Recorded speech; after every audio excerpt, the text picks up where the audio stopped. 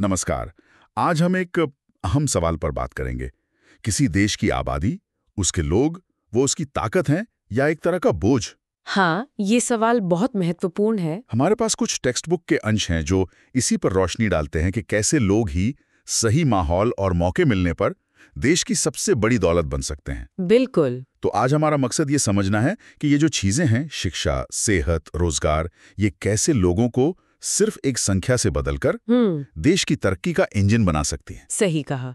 चलिए इसी पर गहराई से बात करते हैं। तो सबसे पहले ये मानव पूंजी या ह्यूमन कैपिटल, ये है क्या आखिर? देखिए, ये सिर्फ लोगों की गिनती नहीं है। मानव पूंजी का मतलब है लोगों के अंदर जो ज्ञान है, जो हुनर है, उसका पूरा स्टॉक। अच्छा। और ये स्टॉक बनता है, बढ़ता है जब हम उनकी पढ़ाई लिखाई, उनकी ट्रेनिंग और हाँ, उनकी सेहत का ध्यान रखते हैं, उसमें निवेश करते हैं। निवेश मतलब जैसे हम फैक्ट्री या मशीन में पैसा लगाते हैं। हाँ, बिल्कुल वैसा ही। जैसे आप मशीन में निवेश करते हैं तो प्रोडक्शन बढ़ता है ना, वैसे ही लोगों की शिक्षा, उनके स्वास्थ्य पर जब हम खर्च करते हैं तो वो ज्यादा प्रोडक्टिव बनते हैं।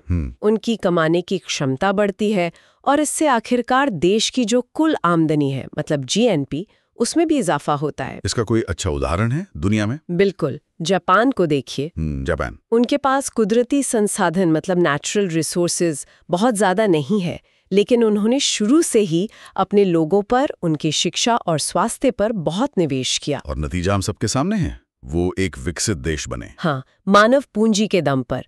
तो ये काबिल लोग करते क्या है असल में? मतलब अर्थव्यवस्था में इनका रोल क्या है? हाँ, ये अगला सवाल है। देखिए, लोग अलग अलग तरह के आर्थिक कामों में लगे होते हैं।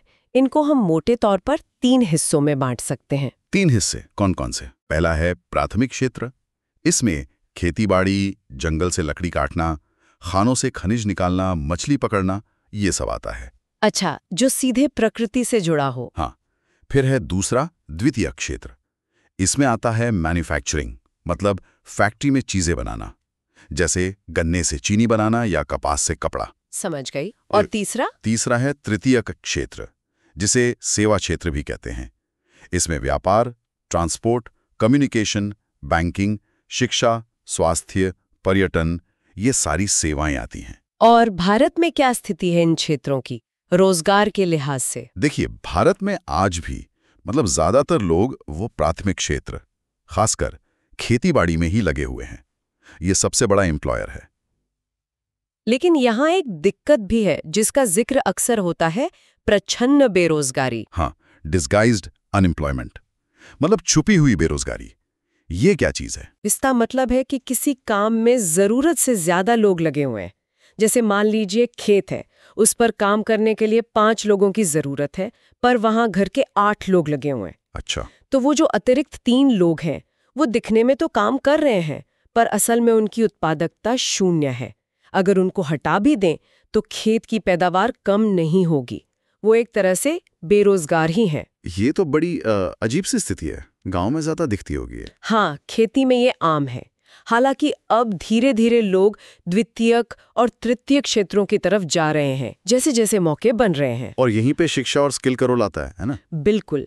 ये साफ तौर पर देखा गया है कि जिसकी शिक्षा अच्छी है, जिसके पास कोई खास हुनर है, उसकी कमाई भी ज्यादा होती है। हमारे स्रोतों में ये भी बताया गया है कि महिलाओं को अक्सर कम शिक्षा और कम स्किल के कारण कम वेतन मिलता है। हाँ, ये एक बड़ी चुनौती है, खासकर असंगठित क्षेत्र में, जहां ना नौकरी की सुरक्षा होती है, न ज्यादातर कानूनी फायदे मिलते हैं। तो मतलब लोगों की संख्या ही नहीं, उनकी क्वालिटी, उनकी गुणवत्ता ज्यादा मायने रखती है। बिल्कुल। और गुणवत्ता तय होती है 2 मुख्य चीजों से, साक्षरता दर और स्वास्थ्य का स्तर। अच्छा, तो भारत में साक्षरता का क्या हाल रहा है? देखिए, आजादी के वक्त 1951 में साक्षरता दर बहुत कम थी, सिर्फ 18%। सिर्फ 18%? हाँ, लेकिन 2018 तक ये बढ़कर करीब 85% हो गई। ये बहुत बड़ी उपलब्धि है। वाकई। लेकिन क्या ये बढ़ोतरी सबके लिए बराबर रही है, पुरुषों और महिलाओं में? नहीं, यहीं पर एक गैप है। पुरुषों की साक्षरता दर महिलाओं से अब भी करीब 14.4% ज्यादा है। शहरी इलाकों में ये फर्क कम है, ग्रामीण इलाकों में ज्यादा।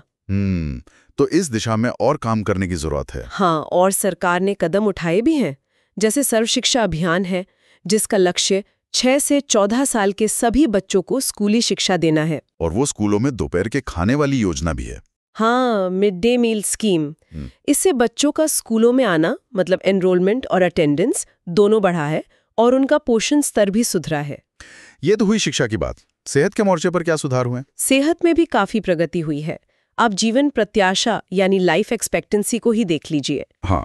1951 में एक औसत भारतीय करीब 37 साल जीने की उम्मीद रखता था। बस 37 साल? हाँ, और 2021 में ये बढ़कर 67 साल से भी ज्यादा हो गई है। अरे वाह, ये तो बहुत बड़ा बदलाव है। और शिशु मृत्यु दर मतलब इन्फेंट मोर्टेलिटी रेट जो 1951 में प्रति 1000 जीवित जन पर 147 थी, वो 2020 में घटकर सिर्फ 28 रह गई है। 147 से 28? हाँ। ये आंकड़े तो वाकई दिखाते हैं कि लोगों के जीवन की गुणवत्ता में सुधार आया है। बिल्कुल, ये बेहतर स्वास्थ्य सेवाओं और पोषण का नतीजा है। लेकिन सब अच्छी बातों के बावजूद एक बड़ी चुनौती अभी भी मुंह बाए खड़ी है, बेरोजगारी। हाँ, अनएम्प्लॉयमेंट। ये कई तरह की है। जैसे गांवों में मौसमी बेरोजगारी है, मतलब खेती में जब काम होता है तब रोजगार मिलता है, बाकी समय लोग खाली रहते हैं। और वो प्रच्छन्न बेरोजगारी तो है ही जिसकी हमने बात की। और शहरों में? शहरों में एक अलग तरह की समस्या ज्यादा दिख रही है, वो है शिक्षित बेरोजगारी। शिक्षित बेरोजगारी मतलब पढ़े लिखे लोग बेरोजगार? हाँ, बहुत से नौजवान हैं जिनके पास मैट्रिक, ग्रेजुएशन, पोस्ट ग्रेजुएशन की डिग्रियां हैं, लेकिन उन्हें अपनी योग्यता के अनुसार काम नहीं मिल पा रहा। ये तो बड़ा विरोधाभास है। एक तरफ हमें कुशल लोगों की जरूरत है और दूसरी तरफ पढ़े लिखे लोग खाली बैठे हैं। बिल्कुल, ये एक अजीब स्थिति है। कुछ क्षेत्रों में जरूरत से ज्यादा मैन पावर है, तो कुछ में तकनीकी या खास स्किल वाले लोगों की कमी है। और बेरोजगारी का असर सिर्फ अर्थव्यवस्था पर ही नहीं पड़ता होगा? नहीं, बिल्कुल नहीं। ये मानव संसाधन की बर्बादी तो है ही, अर्थव्यवस्था पर बोझ भी है। लेकिन इससे बढ़कर ये लोगों में निराशा, हताशा पैदा करती है। इससे सामाजिक समस्याएं भी बढ़ सकती हैं। तो कुल मिलाकर हमने देखा कि लोग अगर उन पर सही तरह से निवेश किया जाए, उनकी शिक्षा, उनकी सेहत पर, तो वो देश की सबसे बड़ी संपत्ति बन सकते हैं। हाँ, वो बोझ नहीं बल्कि एक प्रोडक्टिव एसेट बन सकते हैं। लेकिन बेरोजगारी जैसी चुनौतियां इस संभावना को पूरी तरह साकार होने से रोक रही हैं। सार यही निकलता है कि मानव पूंजी का विकास और उसका सही उपयोग राष्ट्र की प्रगति के लिए सबसे जरूरी है। इसके बिना तरक्की संभव नहीं। इन सब बातों पर गौर करने के बाद मेरे मन में एक सवाल आ रहा है। ये जो गांव की छुपी हुई बेरोजगारी है और जो शहरों की पढ़ी लिखी बेरोजगारी है, क्या इन दोनों के बीच कोई गहरा ताल्लुक हो सकता है? सोचने वाली बात है। और अगर है, तो क्या हमें किसी खास तरह के मतलब टारगेटेड स्किल डेवलपमेंट प्रोग्राम की जरूरत है जो शायद इन दोनों समस्याओं को एक साथ साध सकें? ये एक विचार है जिस पर शायद हमें और सोचना चाहिए।